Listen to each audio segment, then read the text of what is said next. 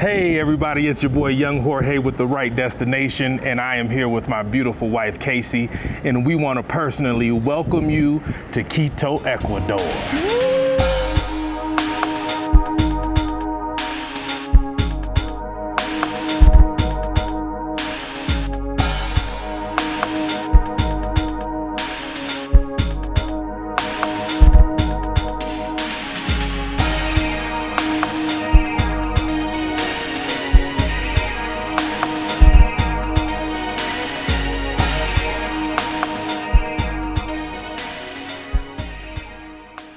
What we want to do today is just talk about our first impressions of Quito, how we're feeling about being here. You know, when we travel, we always look at it through a lens of if we could live here and especially raise our family. And so we want to tell you how we feel and go over a few things. First things first, we're getting a lot of emails and questions and direct messages about how is the safety in Quito. I think the best way to do this is let my white woman tell y'all how she feels being in Quito. You know, I think that's a good perspective to know. So, Casey, how do you feel about Quito and safety and being here with your children?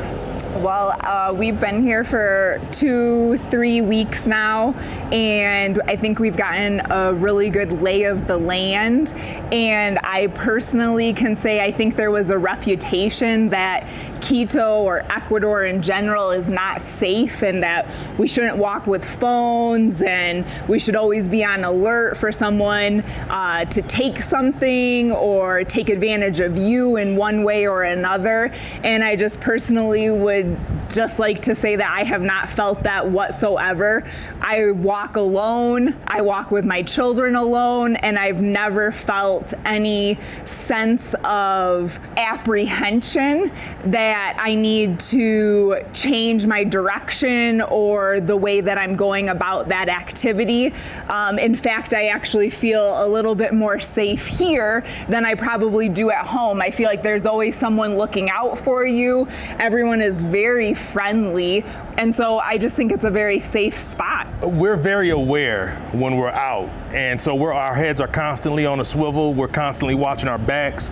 We are in a decent neighborhood close to La Carolina Park, but there does seem to be a lot of locals here, and we've got out. We've been to Otavalo, we've been to the Iñaquito market, we've been to Centro Market, Mariscal Market, and all those places we haven't felt in danger at all. And so we just want to preface that we were very nervous from all the noise we were hearing, and so far we're not seeing much of that. I'm pretty confident if you just mind your P's and Q's, keep aware of your surroundings, you'll be fine in Quito. You still have to be a safe traveler. Yes, you still have to. It doesn't matter where you are in the world, you still have to be safe. You know, you have to know your surroundings, like George said. You have to be aware of what's going on around you. You can't just be ignorant, you know, but that's anywhere. That's in the US, that's in Europe, that's everywhere. One thing that surprised us was the hills in Quito. No one really warned us about that. We've got 2 strollers, a baby carrier. We're always carrying extra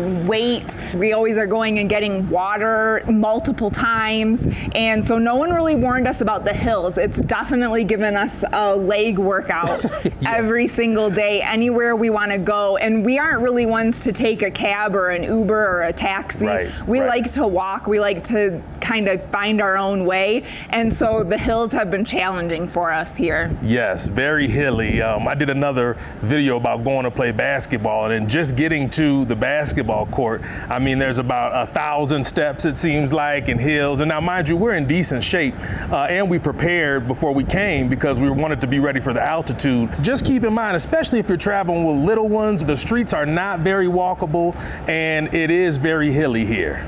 And if you're from Kalamazoo, it's like Westnedge Hill on steroids. Yeah, Westnedge Hill.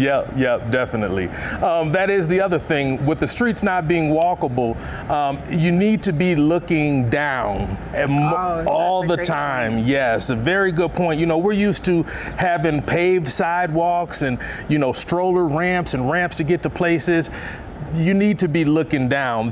You might just be walking, there might be a storm drain open, and you know, you do not want to fall in that. I could see you breaking or spraining an ankle so quick if you're not paying attention. So pro tip, stay looking down. And for the mom and dads out there, if your little one can walk, it's gonna make it 10 times easier. When we take both strollers, we know we've got a workout ahead of us, having to, constantly lift the strollers up and down to get down the hills, or possibly even just going into the road to get a straight path down. Yes. But I think that leads to another point. The cars are not gonna watch out for you here. This is not a pedestrians have the right of way. It is definitely the cars rule the road, and so you always have to be on alert. You can't just be watching the lights or the signals of when to go. You need to always know what's going on with the traffic. Totally. Be paying attention, y'all, because one wrong move out here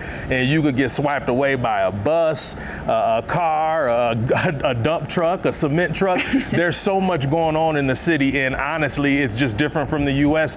The pedestrians, like she said, do not have the right of way.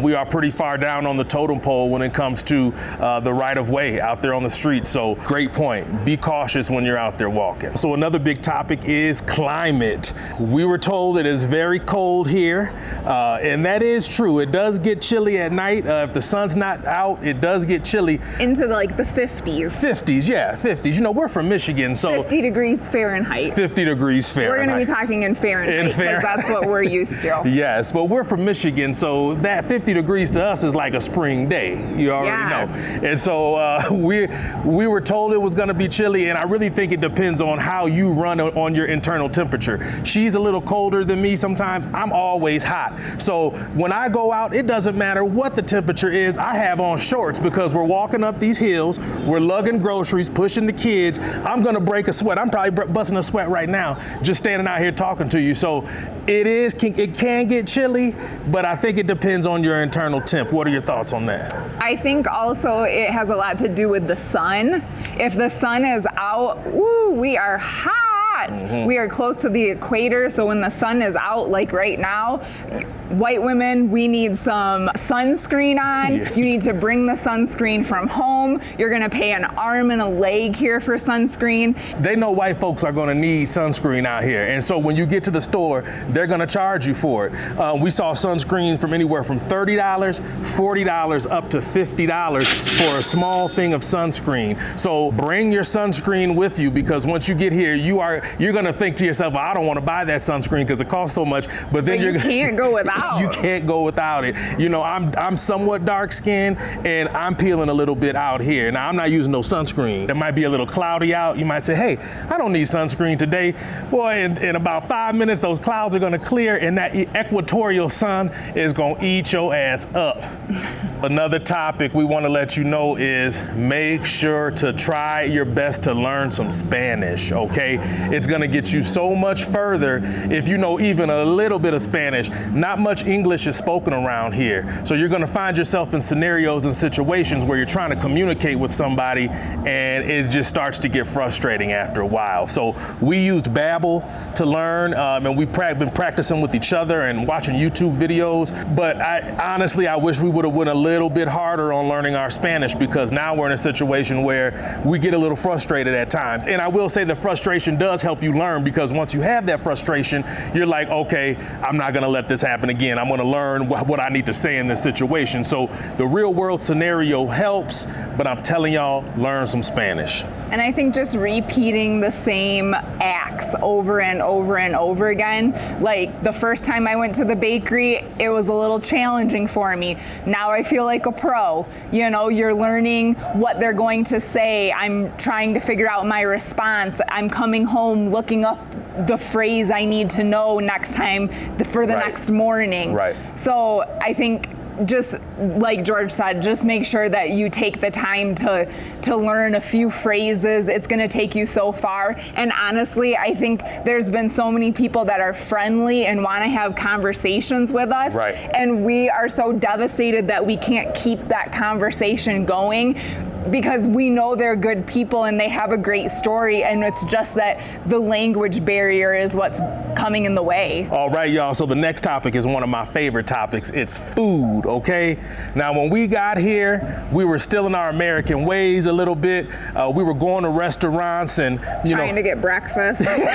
try to get breakfast. Exactly. Listen, everybody here eats almuerzo, okay? That is the lunch special of the day, basically, is what that is. And so when you go into these places, if they have almuerzo, don't bother ordering off the menu. It's gonna be more expensive. They're gonna try to get you with American, and I don't wanna say try to get you, but there's gonna be Americanized things that you're gonna want. Leave that stuff behind, get the almuerzo. You might not even know exactly what it is. You might look at the menu, everybody has it outside the restaurant on some type of chalkboard or on a menu.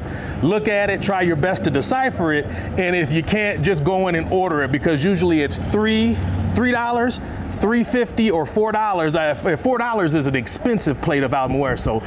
And y'all, it usually comes with a bowl of soup, a main course. I know one of the places we found, they had fish, fried fish one day, rice, plantains. You usually get a drink with that and a dessert. And all that for $3.50 is the average price. And I'm telling y'all, once we realized that, I mean, we were spending $7, $10 a person, United States prices, and y'all, it's just not worth it. And the food's not even that good. Usually when they're charging you that extra money, it's for Americanized things that really don't compare in taste and value to what you're gonna get with the almuerzo.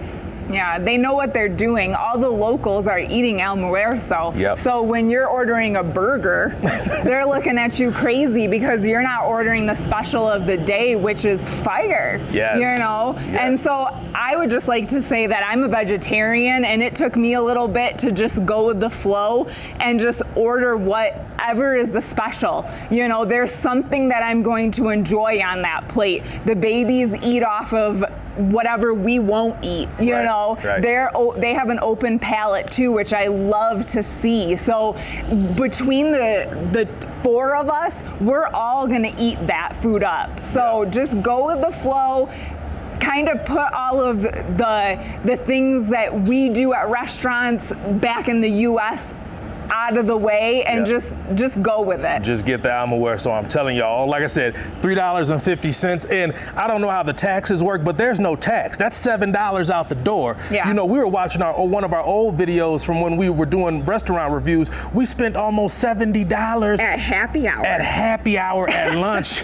Y'all, I'm telling you, and that's where the cost of living gets factored in, because the food is high quality. I'm saying the white rice they're serving with it's seasoned, it's buttery, it's some of the best rice you'll have, and y'all, I'm just telling y'all. And the fruits, the vegetables, the fresh fruits, yeah. The drink that he's saying, it's a fresh squeezed juice coming with that entree. We would pay $6, $7 just for that juice. Just for the juice. Just for the juice in America. Just go with it. Go with it, y'all. I'm telling y'all. Almuerzo, look it up if you don't know it. And then just another tip on bathroom etiquette in general, always keep some loose change with you. If you're out and about, if you're at a park or just walking around town, if you want to use the bathroom, you're probably going to have to pay, minimal, 10 cents, 15 cents, 25 cents, but especially with little ones, toddlers, potty training, things like that, just keep some change on you and you'll be good to go. Yeah, they charge you depending on number one or number two.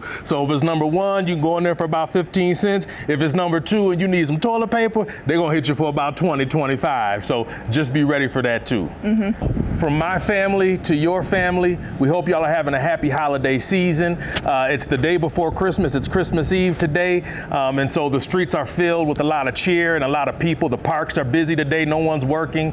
And so we're going to go out and have a good time today. And we'll be thinking about all you up back in the States. And please pray for us as we continue on our travels.